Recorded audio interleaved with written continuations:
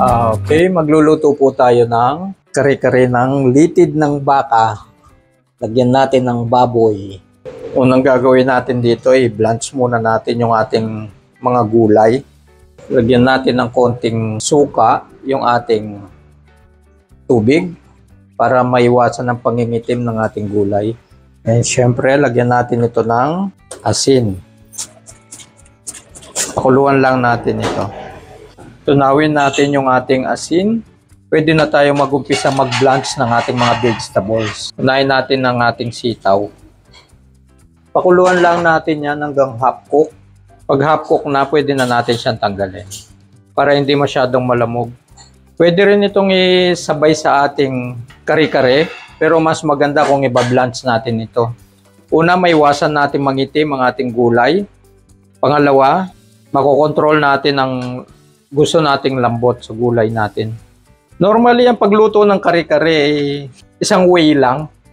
Depende na lang sa gusto mo. Pero isang way lang naman ito.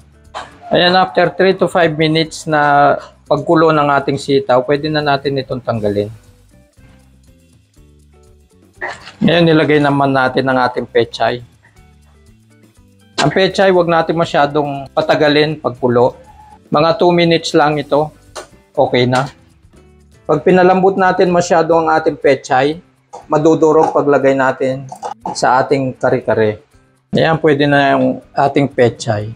At ngayon, isunod naman natin ang ating talong. Okay, tingnan natin yung ating talong kung malambot na. Ayan, pwede nang anguin. Susunod naman natin i-blanch ay ang ating puso ng saging. Itaob lang natin ang ating puso ng saging para maunang lumambot ang loob at maiwasan ang pag-itim. Ngayon baliktarin naman natin para maluto naman dito sa kabila. Ito yung medyo matigas na parte ng puso ng saging. Ayan, malambot na yung ating puso ng saging. At ngayon magigisa na tayo para sa ating kare-kare sauce. Lagay natin ang ating sibuyas. Pabayaan lang natin lumambot muna ang sibuyas. Pag malambot na yung ating sibuyas, lagay natin ang ating bawang.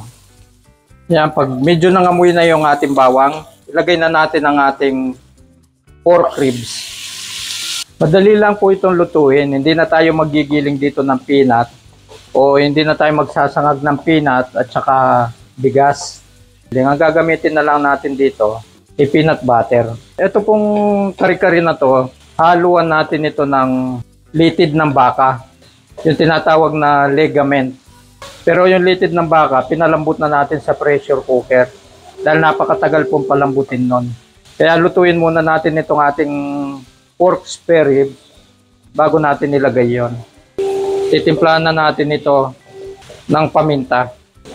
Mga kalahating kutsaritang durog na paminta lang ilagay natin dito para magkalasa yung ating karne.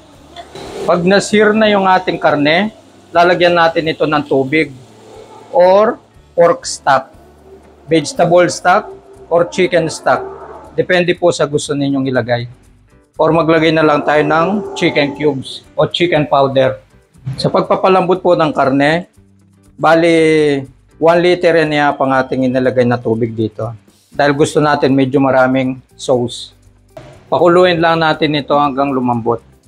Okay, tingnan natin yung ating pork kung malambot na. Yan, okay na yung ating pork. At ngayon po, pwede na natin ilagay yung ating litid ng baka.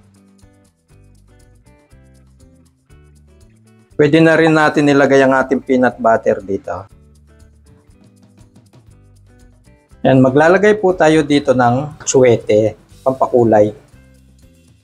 Maglalagay po tayo ng beef cubes. Optional lang po yan. Actually, ang peanut butter ay nakakalapot na rin ito sa sauce. Kaya hindi na natin kailangan palaputin ito.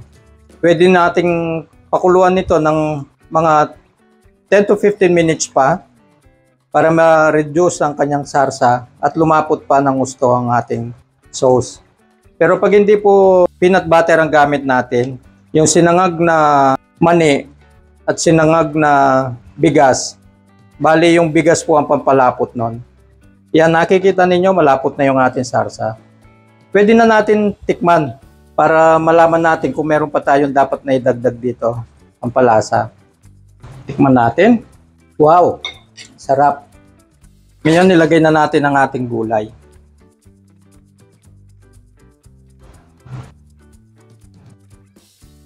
Meron din pong masarap na gawing kare-kare, yung oxtail, tsaka yung beef strip na tinatawag, o kahit balat ng baka. Masarap din po yan sa kare-kare.